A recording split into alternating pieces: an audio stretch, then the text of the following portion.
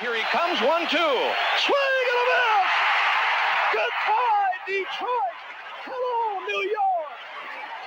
Hi, Raleigh Fingers. What a job he is being mobbed by his teammates as the Brewers have come from behind today to beat Detroit by a score of 2-1.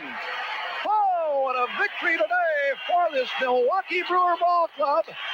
And Milwaukee will face New York for the American League Eastern Division Championship. In sending Bob Uecker back to the minor leagues in 1961, the story goes the manager Charlie Dressen told him there is no room in baseball for a clown. As it turned out, there was plenty of room. This is Crafting the Call. I'm Jesse Goldberg-Strassler with the Lansing Lugnuts. And my name is Josh Suchon with the Albuquerque Isotopes. This is a special bittersweet edition of Crafting the Call as we appreciate the one and only Bob Uecker. And obviously, Bob had an enormous number of things that he did in his life, from TV commercials to TV shows to movies, so many things. But for the purposes of this show, we want to focus on his play-by-play announcing. Baseball is what he loved the most. He loved being on the radio. And today we are going to celebrate his work as a play-by-play announcer. And we are thrilled to welcome Jeff Levering to Crafting the Call. Jeff began with the Milwaukee Brewers in 2015. Jeff, welcome and thank you for joining us. It's an honor, guys. Like you said, bittersweet, but happy to be a part of it and happy to talk about a true titan of a human being, and that's Bob Uecker. Let's start with this, Jeff. Describe what it was like when you first met Bob, when you first joined the Brewers broadcasting team, and what that was like to join such a legend. Well, I've told this story quite a number of times, but the first time I ever met him, he was my final interview in 2014. To get the job, I needed to go have dinner with him and his wife in Arizona at Don and Charlie's famous restaurant. And he's sitting in a booth in the corner, and right above him is a picture of a dollar bill with his face on it. So, you walk up and you introduce yourself and you try and not allow all of your bodily fluids to come out of your body at the same time because you're amongst just this legend of a human being.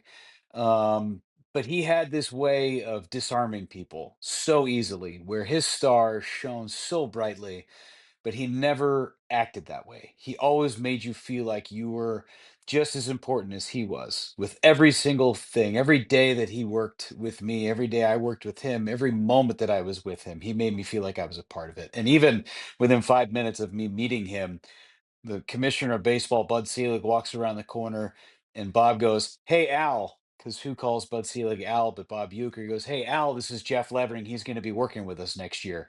Again, I need a new clean pair of pants. And then you sit there for 2.5 hours of him just going on and on and on. And I talked for maybe 5% of this dinner. And it was just an amazing experience. That was the first time I ever met him. And then we were leaving. And he goes, "Hey, next time we'll see you be in Milwaukee, right?" And I went, "I don't have the job yet, but yeah, I guess this is pretty good." And then from there, it was 10 years of moments that I'll never forget. We're going to focus on his play-by-play announcing throughout the next however long this episode goes. Strictly from a play-by-play standpoint, what should people know about Bob Uecker? Everybody will talk about his humor and how funny he was, and he was amazing. And he may have been better in 10-0 games or 15-2 games for some people, but he nailed every 1-0 game, every 3-2 game, every close game. He was on it. There was not a call that he missed. His timing was impeccable. He always knew the exact right thing to say, and he made you feel like you were there. That's the biggest thing that I will always take away from working with Bob, is that one of the first things he told me is, I pulled my laptop onto the desk. He goes, "Don't even look at that. The game's in front of you. Everything you need to know is right there. Nothing that thing is going to tell you is more important than what's on the field. So pay attention to the field and we're going to be just fine." So I slid my computer over to the side, and it's always to the side now.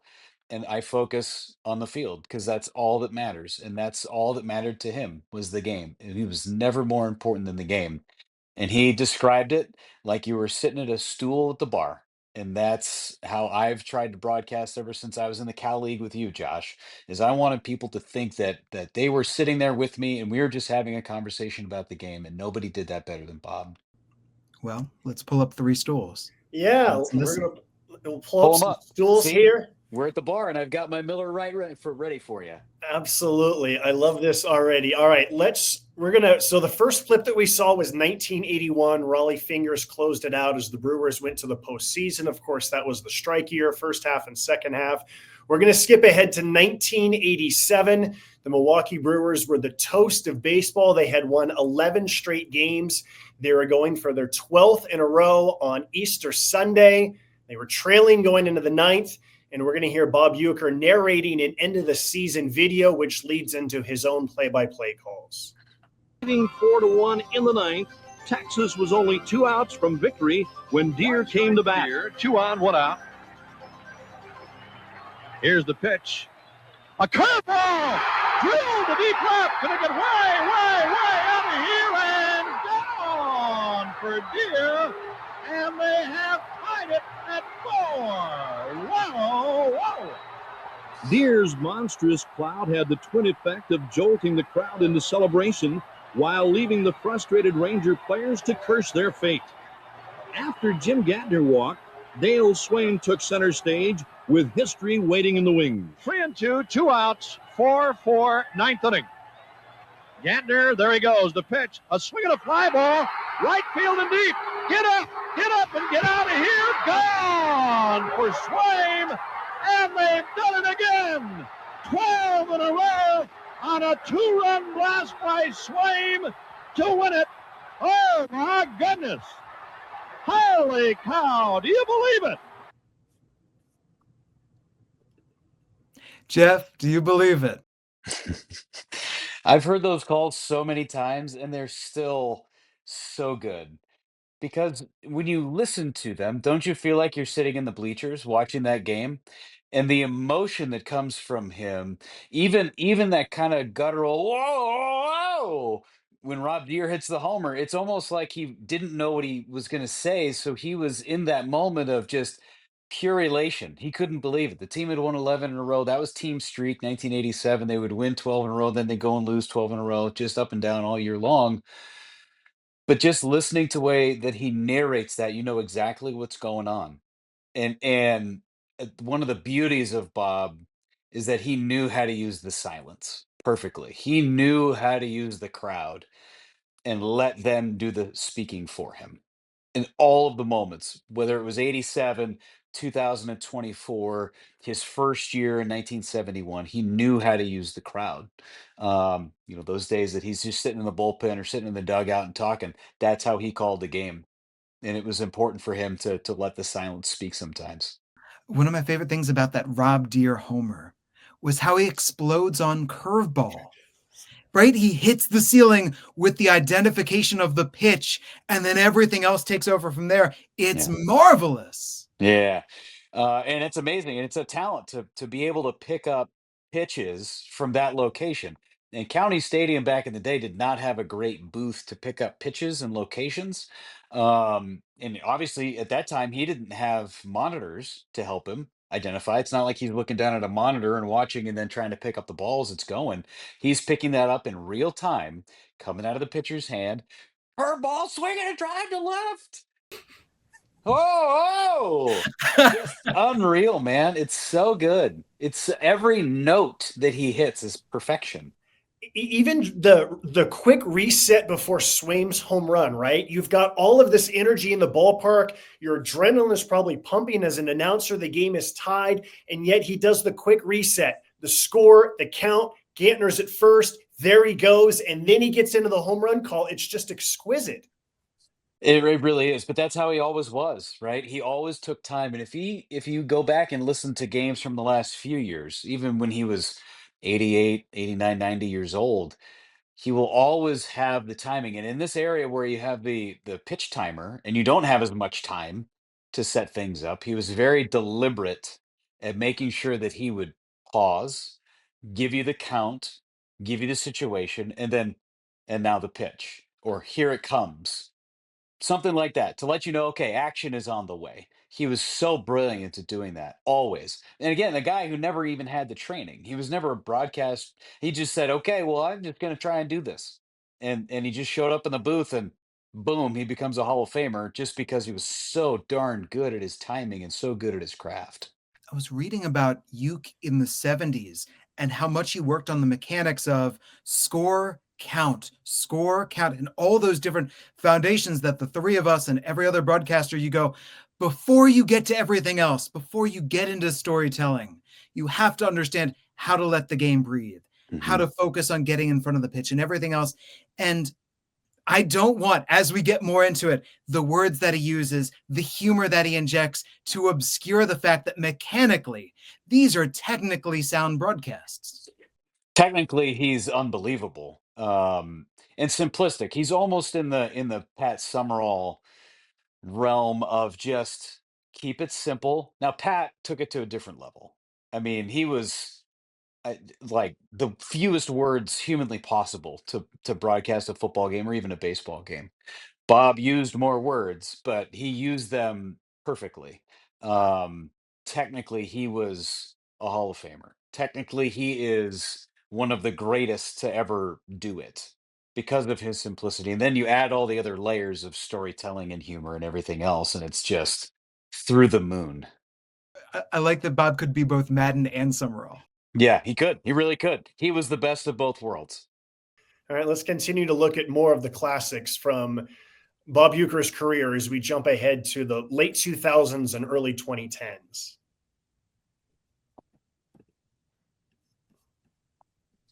Everybody in this place is standing. 45,299. Sabathia sets. Here it is. Swinging a bouncer. Double play ball. JJ second. Relay. Double play. Hey, they win. Whoa, what a finish. CC Sabathia being mobbed by his teammates.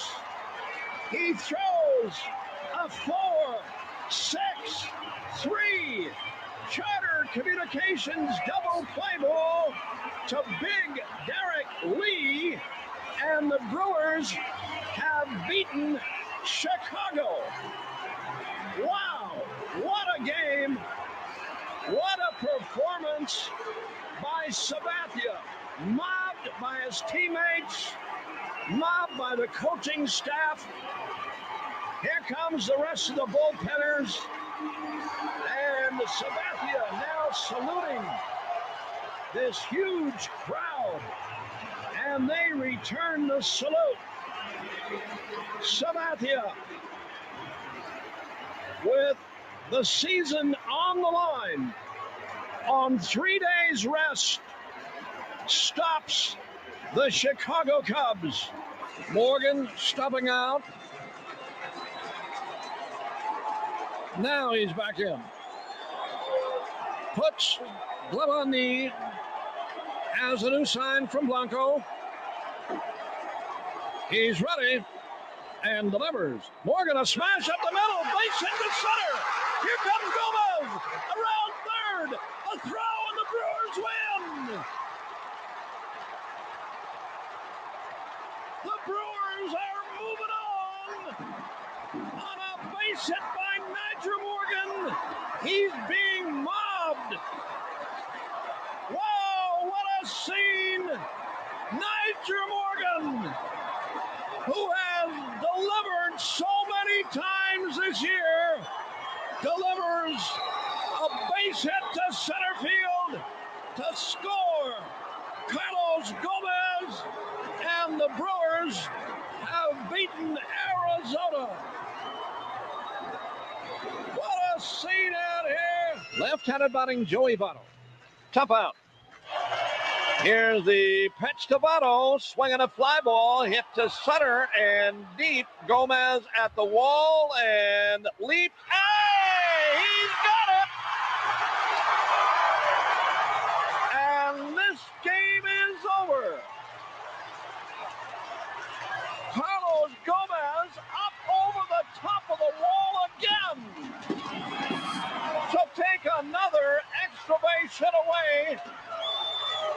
on another leaping grab on a ball that was out of the ballpark. Joey Votto can't believe it. He went back to the wall and timed his leap perfectly, as he did the other day against Marlon Byrd. Brought one back in the ballpark and does it again here tonight. What stands out there for you, Mr. Levering? So many things. You picked out some really good moments. First, I'll go back to the CC Sabathia double play because everybody's celebrating, and Bob didn't forget to say Charter Communications double play ball. And I'm going, oh my God. And I could just hear, because Kent Sommerfeld's been the engineer now, he's going into his 40th season. And all I can hear is Kent go, Charter Communications double play, Charter double play. And you go, oh God. Or I'm surprised he didn't throw like legal ID in the middle of the call. Everybody's celebrating. He goes, ID. I'm not going to do that right now.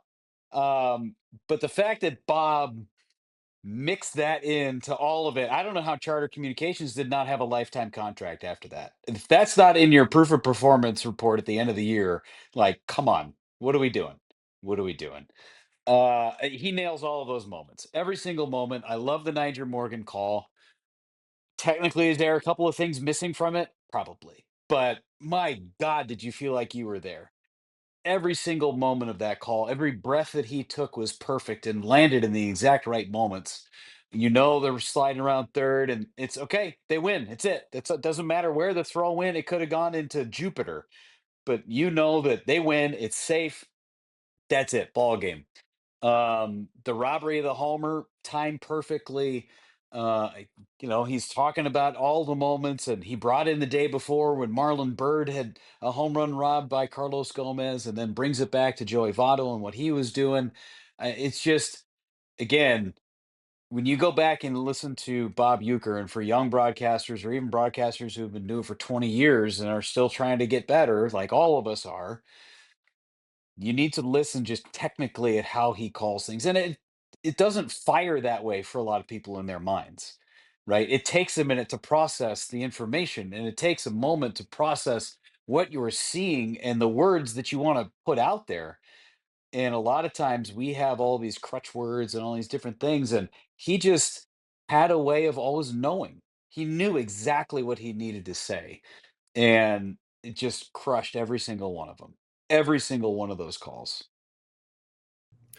One thing that Jesse and I talk about a lot on Crafting the Call is when you do have these big moments, and let's take the Nyjer Morgan walk-off, you deliver the call, there's usually some sort of pause, and on TV, you're going to have a longer layout. Mm-hmm. All of these clips we're listening to are radio. And I'm wondering if you can speak to Uecker's ability to call it, give the pause, and then to add on to the moment as we heard on these calls without repeating yourself over and over, and delivering those key words, phrases, details that enhance it. It's that unique ability, and we talked about it just a little bit. The fact that he was Pat and John Madden, right? So he's play-by-play. He's also an analyst because he's done that before. So he has the baseball knowledge to not just call the play and then in a matter of seconds after that pause to explain why it happened, right? And we all do that. We all do that to where it's, okay, you got to run it first, and you're thinking about the play ahead of time. You're almost putting yourself in the field. That's what I do, at least when I'm calling a game. I always describe what it would be like if I was in the field. What am I anticipating? Where is the ball going to go if it's hit to me? That's what I'm thinking. So for Bob, I think he's going through that in his Rolodex of getting ready for the play. Okay, this is what's on the line. It's not crafting what he's going to say. It's not written down, all scribbled. Okay, if he gets a base hit, I'm going to say this. It's just the anticipation of all of it. So when he's describing the action happens, he takes that pause, and then he puts whoop, whoop, analyst hat, just like that. And he just morphs into an analyst in the blink of an eye. This is what I saw. This is where the play happened.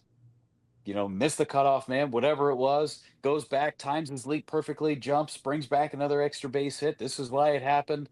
XYZ. The ability for him to go back and forth between the two roles is what makes him special. Jeff, I have something to throw at you. First, to circle back to one thing that you said about Bob doing more with less words. Joey Votto, tough out. Yeah. That speaks gallons.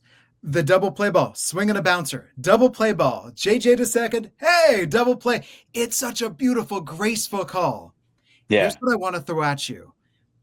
The excitement when the Brewers win, when these incredible plays have happened, his voice slows down and his intonations on his words and the way that he says them, it makes me think of him as orator, that he is describing these in a highly oratorical sort of way. I would agree with that, and thanks for not throwing something at me very hard. So I appreciate that. Curveball. Yeah, curveball, swinging a drive to left.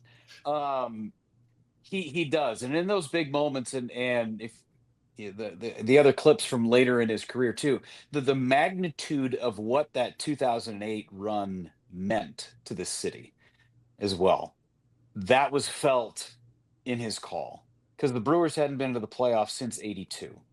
So you're looking at a 26-year run where you've got nothing but just heartache and some really bad lean years of Brewers baseball.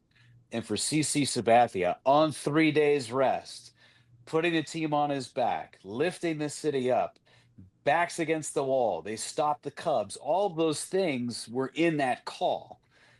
And you could feel the emotion because he's from Milwaukee. Like that, this is my team. These are my guys. And you could feel that with every word that he said in that call. And he weaves it in perfect, absolutely perfect. All right, let's keep appreciating Bob Uecker with some more dramatic moments from his career. 2 now. Dominic Leone, all set to work. Here it is. Yelich sends one to right center and deep. Get up! Get up! Get out of here and gone for Yelich. He has tied the game with a booming home run into right center field. No doubt about that one. And the Brewers have tied the game with a Christian Yelich home run. It's his first of the year, and a no doubt about that one. He got it all. Tied up 4-4.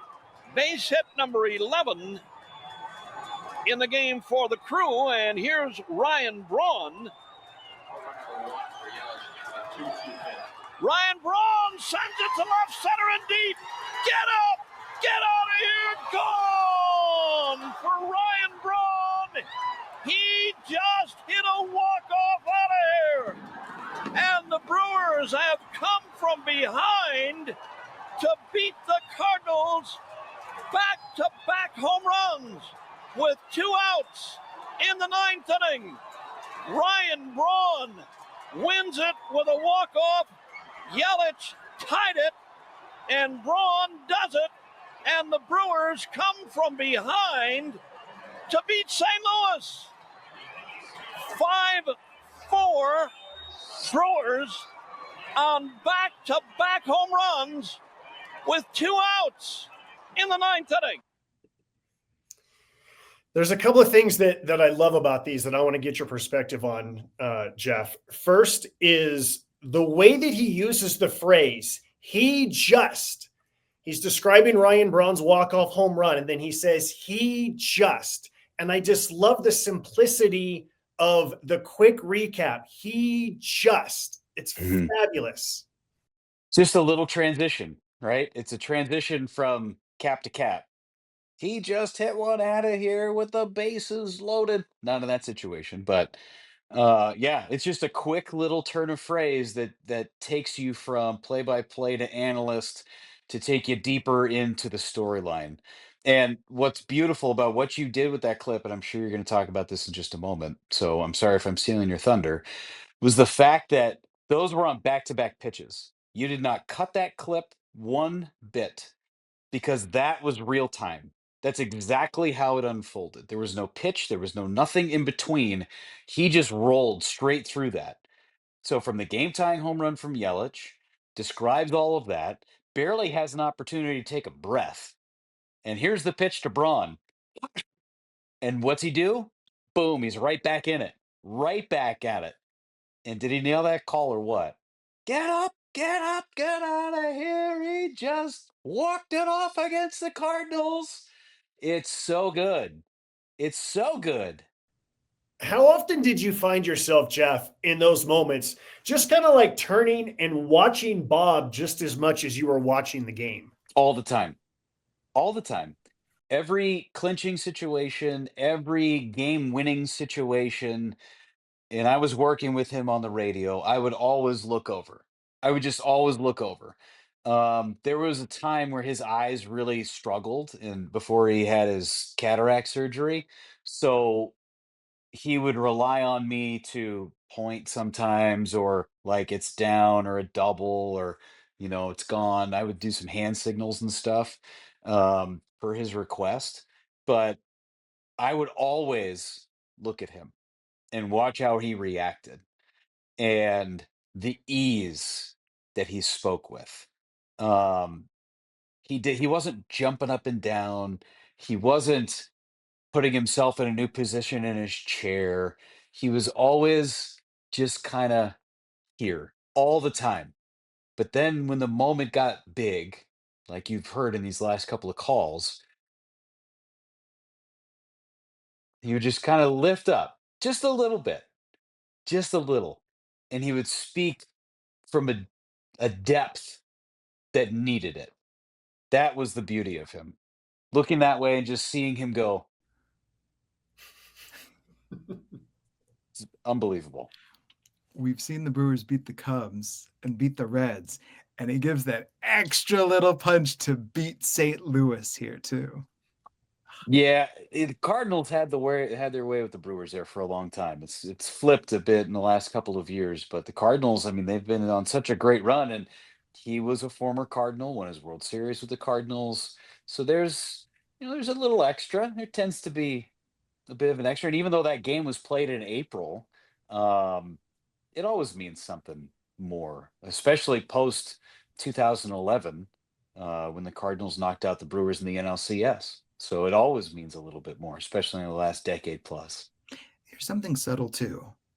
At the very start of the clip, when he's naming the pitcher, for us as broadcasters, it's so great to have certain names that you can really taste. And he enjoys saying Dominic Leone. It's great. Yeah, he does. And wherever Dominic Leone has ever pitched since then, that's the moment I always think about him. Like he's throwing this cutter right down the middle, and Yelly's going to hit a bomb to right center, and then the very next pitch, he's going to blow it against Bronny. That's the only thing I think about whenever I've seen Dominic Leone ever since that. All right, as we continue to appreciate Bob Uecker, let's skip ahead to this past season with a few emotional moments from this final, most recent 2024 season. Fourth home opener in his career, 90 years young. One of a kind, isn't he? One of one. It's what Brewers baseball is all about. Bob Uecker on the radio. Thank you very much. Breaking ball for a ball low inside. It's 1-0. Very nice gesture by all the fans who are in the ballpark here today. A very warm round of applause. We're around these guys every day, to be able to, it's more of a friendship thing. It's not where I'm, the local broadcaster anymore. I'm one of the guys, and I miss the days when I used to throw batting practice. I did that every day for about 25 years and grew to the same guys for probably 15 years. And every day, that was my job. Go down and throw batting practice, get dressed, take a shower. Sometimes I didn't shower. And go back upstairs and do the game. But that's what I did. I mean, I don't even know now if I peed in my pants or if this is champagne. I don't know. I have to wait to find out. There is no one who epitomizes a champion the way this man does right here. There is no one out here. What an example for us to be with every single day. Bob Uecker.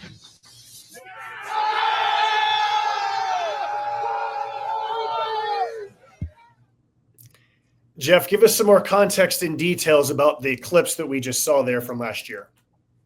The first one I'll go to is that was the first time that Ueck appeared on the air this year. It was the home opener.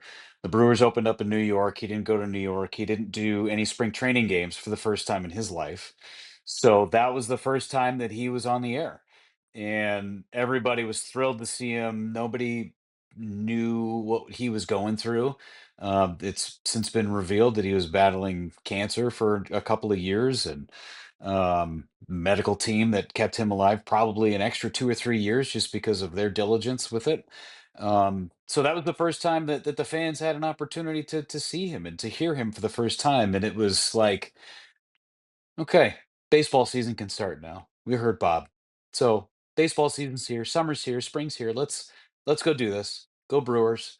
So that was that moment. That was cool. And I was on TV that day, so I was glad that I was able to bridge that, and give him his recognition and be able to tell some of that story. And then the second one, it's still not confirmed whether or not he peed himself or it was champagne. I'm going to say it was a combination of both. What's really funny about that moment is that after that game and after he made that comment when the Brewers clinched the division, the marketing people from Depends reached out and said, "Hey, don't worry, we're going to take care of Bob. We're going to send him plenty of stuff, so he's going to be fine for the playoffs." That's a true story. Um, and Bob, to this, he never wore Depends. He never had to take care of that. He was fine. Just want to put that aside. But man, he's just so brilliant in those post game interviews. Um, and he was just one of the guys. He was forever and always. And he threw batting practice to Robin Yount, Paul Molitor, and Jim Gantner. Those were his three guys that he threw to for decade and a half. And he would do that until the mid to late 90s. He would throw BP. And that's when he was in his 60s. Like, come on, who's doing this? He was superhuman. It's incredible. And sometimes he'd shower, sometimes he wouldn't. Just nuts the way that he was able to do everything that he wanted to do. And the celebration that you saw with Murph pouring champagne over his head and everybody celebrating Bob, it's a tribute to him. It's a credit to him because he truly was one of the guys in that clubhouse. Jeff, was there a time when you were on the air and he broke you and you had a hard time regaining your composure? All the time. At least once a homestand, typically. I mean, there are so many stories of me just not pulling it together. He would toss it to me with something inevitably, and he would toss it to me for the starting lineups, and he would say something just really quick and off the cuff about something maybe we were talking about off the air, and then he would say something in that tone, and then I look at him, and he would go and start laughing, and then I couldn't stop laughing. And then you just try and get through the starting lineups the best you could, and usually you didn't, and you were riding the cough button for a minute and a half, and it was incredible. He broke me so many times, but there are a couple of moments I can't say that I broke him, so to speak, but I got him laughing really hard a good number of times, and you could tell the difference between a laugh that was kind of like ha ha ha yeah and the authentic laughs from Bob. The authentic laughs felt really, really good. Really, really good. And it's not like I had this great one liner, but it was one of those unspoken things between the two of us where it was, okay, I got you, you got me. We're going to have a good time tonight. I want to go back to the batting practice because one of my first memories of Bob Uecker, I went out to spring training with my dad. This would have been probably like 87, 88 when the Brewers were in Chandler, Arizona. And I remember just seeing this shirtless guy throwing batting practice. And I'm sitting there with my dad going, who's this shirtless guy throwing batting practice? And my dad and I are trying to figure out, and we're like, I think that's Bob Uecker. And we're like, wait a minute, the guy from the Miller Lite commercials? And then that's sort of how we pieced together that no, it's not just the guy from Miller Lite commercials and the TV shows. He's actually the Brewers announcer, and he's throwing batting practice in 100-degree Arizona heat shirtless, to these guys. And it blew me away. And then over my career as a writer and as a pre and post game host, I remember just being in awe of Bob and wanting to go up to him, but it's hard to get to him because so many people are around him and you don't want to kind of be that guy, just kind of want to like linger and be part of the conversation. But just being able to see Bob and how he was revered. But I will never forget seeing him shirtless throwing batting practice in Arizona. There's a high probability that after he threw batting practice, he just walked up the steps and went to the booth and actually called the game from the roof without a shirt on. He was known to do that many times during spring training. Just call the game without a shirt on. And that's, listen, you're out in the bleachers, or if you're out in the berm, spring training, that's what you're supposed to do, right? Again, I'm drinking my Miller Lite. That's probably what he was doing. Might have been a lemonade with something extra in it. Who knows? Who knows? But that's the beauty of what he was. Jeff, next year, I got an idea for you. Okay. People are going to ask, Jeff, how are you going to pay tribute? Like, what are you going to do? And I think you should say, I'm not going to wear a shirt today. I could do that. I could pull that off. I thought you were going to say shirtless BP, and then nobody wants me to. Maybe I could throw BP. We'll see. I've done it before. Did it in the Cow League a bunch with our Rancho Cucamonga Quakes. But yeah, that's not a bad idea. Maybe we'll do a shirtless broadcast at some point. Hopefully one that's not on a TV broadcast, so they can not get a shot of us in the booth. Nobody needs that, especially our engineer Kent Sommerfeld. Nobody needs that. What else should people know about what it's been like? And as we're recording this, it is the day after Bob passed away. In terms of the tributes, the flowers, the Miller Lite cans and bottles being brought to his statues, give us a sense of what it's been like in Milwaukee so far, Jeff. I was down at the ballpark earlier today, as a matter of fact. They set out a banner that's probably 30 feet long that says "Thank you, Ueck," and it's got a mic with his signature on it and a picture of him on the left of the banner. And we were fortunate enough to be the first ones to sign it. Me and Lane and Sophia and Josh Maurer, and Stephen Watson and Kent was down there too, and we were the first ones to sign it. They're opening it up to the public to come out and write your messages, and it's a really cool thing. And then we walked over to the statue and saw all of the Miller Lights. There was a copy of Major League in front of his statue, numerous baseballs that were signed by people. There was a summer sausage, using your summer sausage, that was out there. I went, I think I'm going to bring a pack of the jumbo, Ueck Franks. That'd be fun. A portion of the proceeds go to the Make-A-Wish Foundation, thanks to Patty Gorski and the gang. I'll never be able to say all of those things together. They just rattles off the tongue. But it's been really special. And I'll say that the thing that I have appreciated the most in the last couple of days, and it's been very emotional, and I was fortunate enough to see him the day before he passed. I went over to his house and was able to sit with him for a little bit and just tell him how much he meant to me, and be with his wife and rub her back and hold her hand as she's having a really hard time, of course, because she's seen the worst part of it. But the people in the inner circle that have done and seen him at his lowest points, and what they have been able to accomplish for a number of years is truly remarkable. And I thank them. I know Bob appreciates them and loves them, and the amount of fans that have reached out and have shared their stories.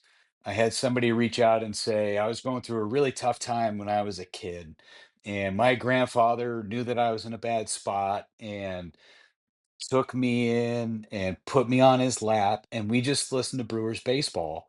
And that's what got me through some hard times. It's things like that where he resonated with so many people. And the pressure of not being the person that comes after him, but it's okay. We really do mean something to these people. We are the escape for the fan base. We are their outlet. If something is not right in the world, people want an escape. And baseball has been that escape for so many people in the summer months, in the spring, just to get away.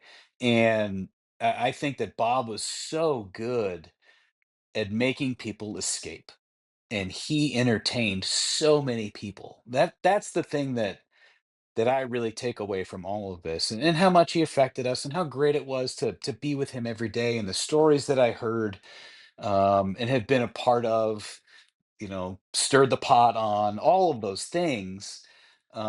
It's just the effect that we have on other people. And that gets lost sometimes because we do so much, and it's a hard job, and we wear a lot of hats. And some days in July when it's 150 degrees and you're going, God, why am I at the ballpark today? That's why we're at the ballpark. That's why we do what we do. The other thing I wanted to mention about Bob to speak of as well before we wrap things up is the broadcaster tree is part of his legacy. Pat Hughes, Jim Powell, Corey Provis, Joe Block, yourself, Josh Mauer, Lane. I'm sorry if I'm forgetting others, but the number of broadcasters who he has mentored and how his legacy is all across baseball with all these other announcers now. Yeah, I mean it's a real honor. I mean, I'll throw myself in the Pawtucket Red Sox mafia, right? So I was in Pawtucket for 2 years. Josh was in Pawtucket, and that group is extremely tight. I mean, we're all kind of like, okay, we have our secret handshake, and it's fun, and we really don't, but we should. But Euchre had a very similar one and I remember doing this a couple of years ago when they celebrated his 50 years in the booth with the Brewers. I made it a point over the last month to do interviews with Pat and Jim, Corey, Joe, and then Lane and Josh and I just did our own thing together. But I wanted to make sure that we got all of their stories. And for Pat and Jim Powell, who it was 25 years with two guys. Jim went 13 and Pat was 12. I was 10 with him. Corey and Joe were a combined 7. But it was those two guys that's who you were thinking of when it came to Bob. And we all learned how to score the same because we all shared the same book with Bob, and we would pass it back and forth between the innings that we called. So we had to learn Bob's language of scoring, and I'll never score a game any differently. I will score it like Bob did What's forever and different? always now. What's different about the way that Bob keeps score versus the way that you and I might? It's just a different language. Everybody's got their own little things that they mark. And, for Bob, the hardest thing for me was figuring out the right kind of pens that he could read. What the thickness of the pens. And I've got way too many of these pens now that we're not going to be sharing a scorebook anymore. It's pretty sad. But it's figuring out what he can read. And I had to change my handwriting style so that he could read it, make it more legible. And that's a big part of it. So, I mean, that's stuff that we have in common. Pat uses the same book. Jim used a very similar style of book. Corey did. Joe was doing his own thing anyway for a long time, but he had to adapt. And it's just that's something that we'll always have that bond, all of us, in keeping that tradition alive. And again, it was Bob not telling you how to broadcast. He wouldn't impart all these different rules and regulations, and you have to do it this way and XYZ. He allowed you to be yourself. And at the end of the day, we learned more about ourselves broadcasting by making him sound good because we all knew that we're not going to outshine Bob. There's no way. There's no chance in us even trying to do that. We're not going to be as funny as Bob. We're not going to be able to tell the same stories. So how can I get more layers off this onion? How can I poke the bear more? And that made us all better, made us better interviewers. It made us better broadcasters because we were interacting with him. I think that's a huge, huge bonus of working with Bob. Jesse, final thoughts before we wrap up this episode. Do we have time to watch his final call, the Jackson Chourio Grand Slam? Yes, I think we do. Might take me a moment in order to make sure that it gets called up, but yes. And Jeff, was there any other call that you were saying, this is a call by Bob, that let's check this out before we close up this episode? Well, I mean, the home run from Chourio is amazing because that's the last home run call that he has. That's the last one. for a home team. Technically, his last home run call was Pete Alonso's in the 9th inning, sadly, and that was a more somber moment. But he also nailed that call, and I was listening to it just not too long ago. But Jeff, when you listen back to it, what stuck with you? he's. I mean, I tossed it to him in the 9th inning. I took the 8th, and I said, "All right, 3 outs away from the division series. Here's Bob," and then just crushed, absolutely crushed. But Bob, with all of his grace, and as much as he wanted the team to win, and as much as the team wanted to win for him, he nailed it like usual. He did. As sad as he was, and I'd been in that booth before in 2019, bottom of the 8th inning against the Nationals in the wild card game, and Juan Soto hits the ball to right, and it gets under Grisham's glove. If you go back and listen to that call too, he nailed it. And you could tell just the sudden ecstasy to the bottom of the floor in a matter of moments. And then you go 1, 2, 3 in the 9th, and season's over. This time, that was it. That was it for him. That was it. Let's listen to his last home run call of a Brewer. Mm-hmm.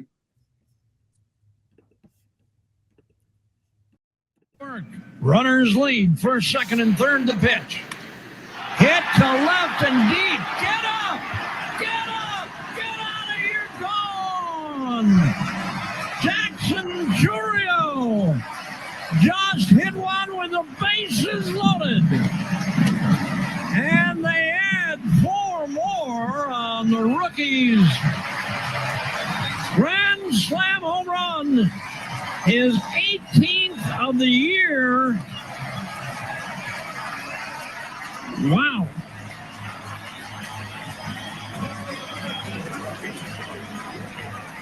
And a standing O for Jackson Chourio. Wow. It is 9-3. Let's just remind people that is a 90-year-old man describing a grand slam of a 20-year-old man. Baseball. Insane. It's exactly what I was going to say, Josh. And the fact that, again, he's 90. It's Labor Day. It's hot outside. It's a day game. And the juice that was in his call, when that light turned on and it said on air, he had this ability to turn it on. Again, there were times where he would do radiation therapy and then come straight from the hospital and go to the ballpark. And that was the energy that he brought every single day. Truly, truly incredible. Because you'd never know. Nobody knew when you were listening to him that he wasn't strong, that he had to labor as much as he did just to get on the air or just to get into his car. And then he goes off and just calls a perfect game. It's just remarkable. Absolutely remarkable. And he nailed that call too. And that's his last one. That was the last home run of a Brewer that he ever called, of a 20-year-old kid. 70 years younger than he is. 70.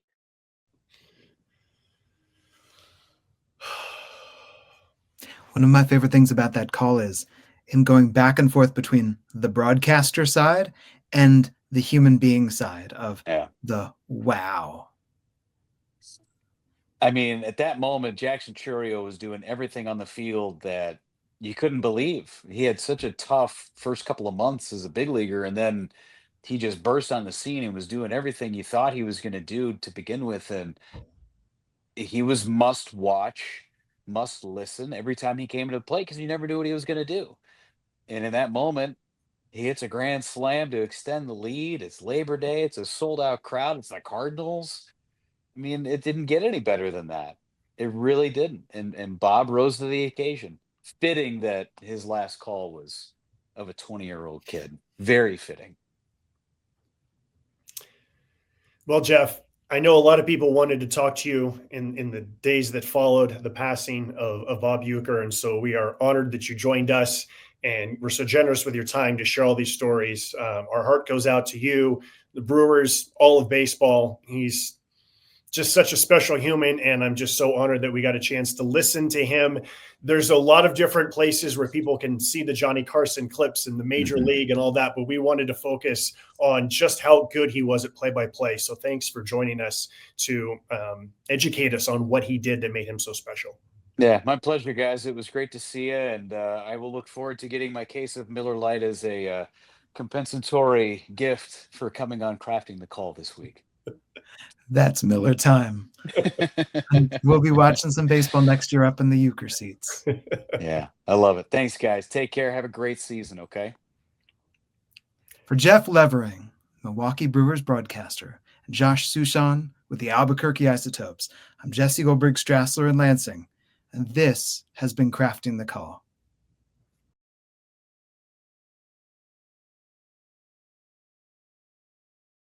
Here's the 1-2 to Henry. Here's a drive, left field deep. Hey, get out of here for Henry. It is gone. Home run. Hey, he did it. Henry Aaron is just getting one out of here. Oh, he got a hanging curve from Suchon, and he hit it out of here. And the Brewers win it by a score of 5-4. They're standing at home plate for Henry. Hey, what a ball game. And who else but Hank Aaron? He got a hanger and he hit it out of here. Oh, this crowd's going nuts.